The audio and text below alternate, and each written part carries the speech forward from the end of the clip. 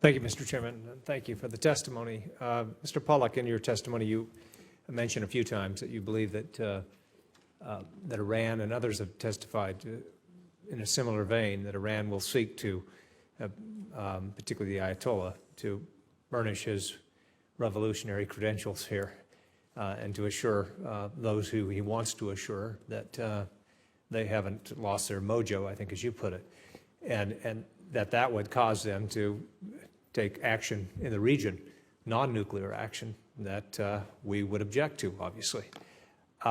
My concern has been that in the agreement, it seems to prohibit us from responding in ways we've traditionally responded to Iran's behavior through sanctions, for example. We've received assurances from the administration that we still have all the tools in our toolbox to respond in this way, but I can't help but think that we might be less likely to respond given that our response, as Iran has already indicated, would be taken as a move of bad faith and that it would free them up from their obligations to abide by this agreement. If we are so concerned now that in testimony, in answer to Senator Menendez's question as to whether or not Congress could actually pass legislation to renew the Iran Sanctions Act so we would have something just to snap back to, not dealing with the president's waiver authority or anything else, said maybe not. We might not be able to do that. I fear that if we're reluctant, if this administration is reluctant to even countenance legislation reaffirming Congress's right to reimpose sanctions or to actually continue sanctions, then we might be reticent to confront Iran in non-nuclear activity, and that this agreement might move leverage toward Iran here. Can you respond to that, both of you? Sure, Senator. And this is also in partial response to Senator Cardin's point before. I think that it is fair for the Congress to look at whether you are still able to employ sanctions as a tool against Iran. But I do think that it will be more difficult moving forward. I think that both the letter and, more importantly, the spirit of the JCPOA and how it is being received internationally are going to make it far more difficult to find international support for new sanctions on Iran. It is one of the reasons why I think that the United States is going to have to look at the whole range of other tools in our toolkit, including pushing back on the Iranians at the unconventional level. Mr. Singh. I agree with that. I think your analysis was right, Senator. Microphone. I think your analysis was right, Senator, that even though I think the text of the agreement does not rule out the fact that we can do that. I think we could interpret it to suggest that we could reimpose those sanctions.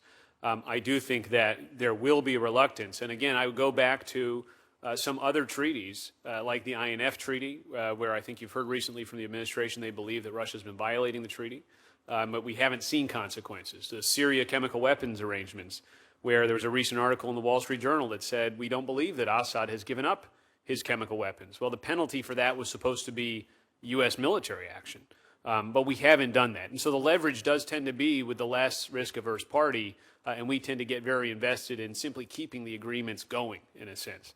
And then, I go back to my answer to Senator Cardin. I think it's also going to be hard to build the allied support on those issues as opposed to the nonproliferation issue. Right. Well, what concerns me is that if we are reluctant, if the administration is reluctant to clarify with legislation. Now, unfortunately, this is not a treaty. If it were, we could pass RUDs saying our reservations, our declarations, our understandings, but that's not possible here.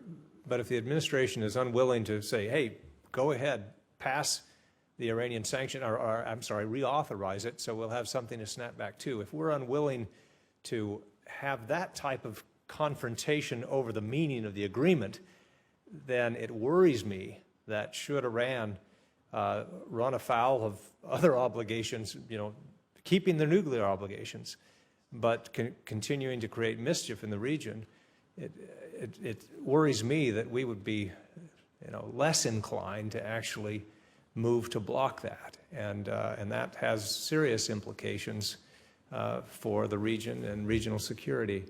So I thank the chairman for that. Would the gentleman yield, the senator yield You for a bet. moment?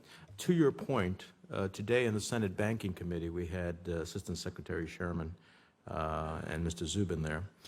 And I once again asked about simply, not whether the timing is right or not, but do we have the right under this agreement? And I read the section that I believe makes it a problem of the agreement.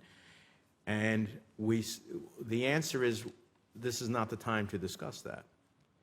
Well, the Iranians had no problem in sending a letter to the Security Council saying that reintroduction or reimposition is a violation of the agreement, and therefore it will allow us to walk away.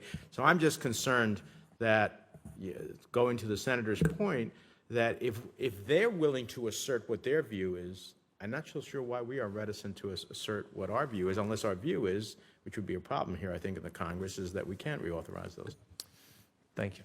Before turning to Senator Shaheen, I'll use another 30 seconds to say, on the INF agreement, it wasn't just the desire that you mentioned to keep the agreement in place. And I think that's kind of where we end up. We don't want to challenge because we want to keep the agreement in place. It was also the concern. They didn't even tell us. I mean, I know Senator Risch was quite upset during the START treaty. I supported it. He didn't. But he was quite upset during the New START treaty debate because the administration knew that Russia had violated the INF treaty, but they were unwilling to tell us or our allies because they were afraid that it would somehow compromise our intelligence.